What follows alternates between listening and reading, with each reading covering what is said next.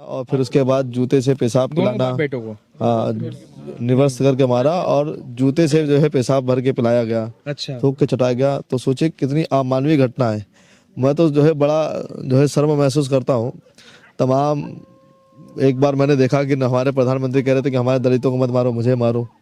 अब मैं देखता हूँ जब ऐसी घटना होती है, प्रधानमंत्री क्या उनकी पार्टी का एक कार्यकर्ता भी दोस्तों बताते हैं कि कानपुर के सचेड़ी थाना, वहाँ पे पासी और कोरी दो होते हैं। दोनों खेत में काम कर रहे होते हैं। काम करते करते उनको प्यास लगती है। सरकारी नलका, जो उत्तर प्रदेश में सरकार के द्वारा नलका लगाए गए हैं, नल, उसमें पानी पीने चला जाता है। अब एक बात बताइए, सरकारी नलके पे कोई पर्सनल अपनी बाल्टी कैसे रख सकता है?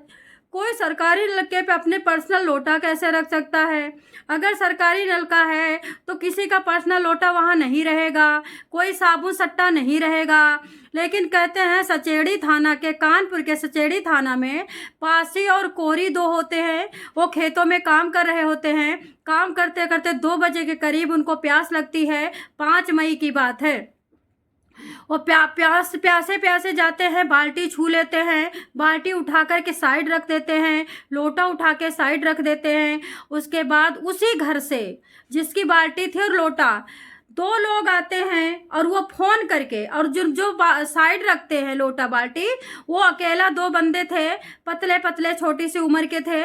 उनको मारने के लिए वो गुंडे बुलाते हैं। गुंडे बुला करके उनको पहले जूते में पेशाब करते हैं, जूते का पेशाब पिलाते हैं, फिर डंडा से, लाठी से, ईंटों से, इन सब चीज़ों से उन पानी पीने वाले यानी नलका को छूने वाले का उनको मतलब हरिजनों को मारते हैं, उनकी चोटी काटते हैं, उनके कपड़े निकाल के फाड़ देते हैं। उनके मुंह से इतना खून निकल रहा था और उसके बाद बचाने कहते कोई नहीं आया। आपको क्या लगता है? जहाँ पे भारत देश में संविधान को मानने वाले 99.9% हैं, और मनुस्मृति यानी रामायण, मनुस्मृति यानी दुर्गा, काली, महाभारत, सीता, गीता, इनको मानने वाले मात्र 1% है, नहीं 0.5% है। वहाँ पे आपको लगता है कि कोई जनरल कास्ट का व्यक्ति 40 आदमी बुला करके 2 लोगों को मारता है? ऐसा आपको लगता है कि वो कितना दबंग होगा कि 2 बंदों को मात्र 2 बजे प्यास से तड़पते हुए 5 मई को बंदे नलका छू लेते हैं, उनको मारा जाता है। आपको वीडियो लगाऊंगी, आपको पहले भी वीडियो लगा दिया है, अभी भी लगाऊंगी, आप सुनना। और जहाँ पे आप देख रहे हो कि भीमराव अंबेडकर की, एमपी में भीमराव अंबेडकर की मूर्ति को सचिन यादव करके एक लड़का होता है, रामदयाल होते हैं उनका बेटा, सचिन यादव भीमराव अंबेडकर की बिछत करते हैं। छत बिछत तुरंत पुलिस आती है, 2 गाड़ियों से भी है, और उस बंदे के मुंह पे काला पट्टा बांधती है, जैसे रेपिस्ट के बांधा जाता है, जैसे मर्डरी को बांधा जाता है। काला पट्टा बांध करके तुरंत उनको थाने लेके जाती है। अब उनकी ना तो बेल होगी, उनके ऊपर कई सारी धाराएं लगाई जाती हैं, जिसमें एक मुख्य धारा है बीएनएस की धारा। शास्त्रों का उल्लंघन करने के लिए जो धाराएं वो भी लगाई जाती हैं, क्योंकि भीमराव अंबेडकर को अब भगवान में गिनती हो गई है, भगवान माना जाने लगा है। वहीं पे श्री राम की मूर्ति छत बिछत होती है। अभी 3-4 दिन पहले बिहार में हुई है। एक किसी मतलब पासवान ने तोड़ा है, 65 साल के बुजुर्ग ने, अभी तक वो पकड़ा नहीं गया है। वहीं पे दुर्गा के साथ कुकर्म होता है, वो भी नहीं पकड़ा गया है। वहीं पे रामायण फाड़ी जाती है। एलटीटीवी पे अभी एक जिहादी खड़ा होकर के कह रहा था कि अगर रोड पे नमाज नहीं पढ़ने दोगे तो मैं दावा करता हूँ, छाती ठोक ठोक के मैं दावा करता हूँ कि तुमको हम कांवड़ नहीं निकालने देंगे। ये कौन था? हिंदू। मतलब जहाँ पे पाकिस्तान में कुछ होता है तो यहाँ के मुस्लिम रोते हैं, और यहाँ के मुस्लिम के यहाँ पे कुछ होता है तो पाकिस्तान बांग्लादेशी रोते हैं। जहाँ पे मुस्लिम की इतनी एकता देखने को मिल रही है कि सारे मुस्लिम एक हो करके और सबको सपोर्ट करते हैं और सबका सम्मान करते हैं, वहाँ पे भारत में हिंदू, मैं आपको एक बात बता देती हूँ, सुअर में और भारत के हिंदू में कोई अंतर नहीं है। भगवान को गाली देती है तो हिंदू हंसता है ताली बजा बजा के, और भगवान की मूर्ति तोड़ी जाती है तो हिंदू हंसता है ताली बजा बजा के। लेकिन वहीं पे भीमराव अंबेडकर या संविधान के बारे में राजा भैया कह देते हैं कि अगर सनातन नहीं रहेगा तो तुम्हारा संविधान भी नहीं रहेगा। वहीं पे राजा भैया के ऊपर बहुत सारे मुकदमे दायर हो जाते हैं। राजा भैया जितने हथियार रखे हैं उनको जब्त करने के लिए मुकदमा दायर हो जाता है।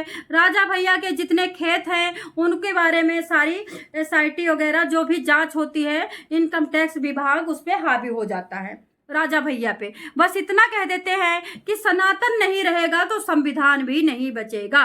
और वो किस बिहाफ पे कहते हैं?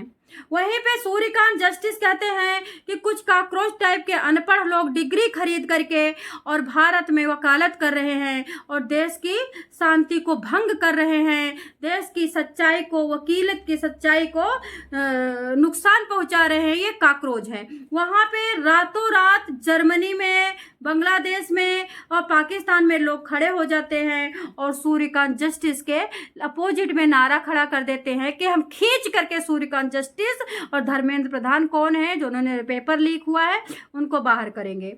ठीक है, धर्मेंद्र प्रधान अगर शिक्षा विभाग में हैं, शिक्षा मंत्री हैं और पेपर के कोई मतलब हेड हैं तो उन्होंने उनके कार्यकाल में अगर पेपर लीक हुआ तो उनको जेल में डालना चाहिए। लेकिन सूर्यकांत की बात को इसलिए गलत तोड़ा मोड़ा जाता है क्योंकि सूर्यकांत के नाम के आगे शर्मा लगा है। भारत में जाति पाति की राजनीति हो रही है, जाति पाति का बहुत वर्चस्व बढ़ रहा है। जाति पाति के लोग जिनकी जाति ज़्यादा है या फिर जिन विधर्मियों का ग्रुप ज़्यादा है, और विधर्मियों के साथ साथ हमारे देश में 99% जो हिंदू विधर्मी हैं उनके साथ मुस्लिम भी है। मुस्लिम को ये अकल नहीं आता है कि जो बंदा, जो हिंदू अपनी जाति का नहीं हुआ, अपने धर्म का नहीं हुआ, अपने भाई का नहीं हुआ, अपने देश का नहीं हुआ, क्या वो हमारा हो जाएगा? जो हिंदू नमाज के लिए लड़ रहे हैं कि नमाज रोड पे पढ़ना, तुम पढ़ो, जो रोकेगा हम हैं। कोई मुसलमान नहीं बोल रहा है, हिंदू खुद ही बोल रहा है। और ये भी बहुत बड़ी प्लानिंग है कि अगर मेरे को मारा गया तो मैं बोलूँगी ना, लेकिन अगर दूसरे तीसरे लोग बोल रहे हैं तो इसका मतलब कि अंदर अंदर कुछ और चल रहा है। भाई दूसरा क्यों बोल रहा है? इसका मतलब दूसरे की खानगी तुम चला रहे हो, इसका मतलब दूसरे का दिमाग तुम हैंडल कर रहे हो, इसका मतलब दूसरे के प्लान तुम सिद्ध कर रहे हो, तभी तो तुम्हारे लिए दूसरा बोल रहा है। नहीं तो दूसरे के लिए तो तुम बोलने नहीं आते हो। दूसरे के घर में, दलितों के घर में बेटियां लव जिहाद में फंसाई जाती हैं, दलितों के घर में बेटियों को मारा जाता है, दलितों के घर में बच्चों को कत्ल कर दिया जाता है, कोई मुस्लिम नहीं बोलने आता। लेकिन मुस्लिम के घर में अगर कोई कत्ल हो जाता है तो दलित आके खड़ा हो जाता है। तो इसके पीछे क्या है? या तो बुद्धि की कमी है या तो फिर देश में बहुत सारी फंडिंग दे करके आंदोलन के आसार हैं। सचेड़ी थाना में जूता में भर के पेशाब पिलाया जाता है, उनके कपड़े निकाले जाते हैं, उनको नंगा करके फाड़ा जाता है। जहाँ पे जनरल मनुस्मृति को मानने वाला 0.5% है, वो क्या ऐसे कर सकता है? लेकिन ये भी बहुत बड़ी प्लानिंग है। जहाँ पे भीमराव अंबेडकर को खाली तू बोल देने से जेल हो जाती है, राम की हिंदू कुछ नहीं कहता है, वहाँ में पेशाब पिला सकता है। बहुत बड़ी चाल चली जा रही है। नेता कुर्सी के चक्कर में किसी को भी खरीद सकते हैं, खरीद करके कटवा सकते हैं, पेशाब पिलवा सकते हैं, किसी का आत्मा छिलवा सकते हैं, किसी का घर खुदवा सकते हैं। ये सब कुर्ती, ये जांच का विषय है, जांच का विषय। जहाँ पे पंडित मारे जा रहे हैं, जहाँ पे शास्त्र फूके जा रहे हैं, अभी LTTV पे मनुस्मृति फूकी गई है, संविधान को गले लगाया गया और चैलेंज किया गया है कि संविधान को अगर छू दोगे, कोई भी छू देगा तो हम मुंह में हाथ डाल करके तुम्हारा सारा अंदर का सामान निकाल लेंगे। और मनुस्मृति को ये देखो फूक रहा हूँ, जो करना है कर लो।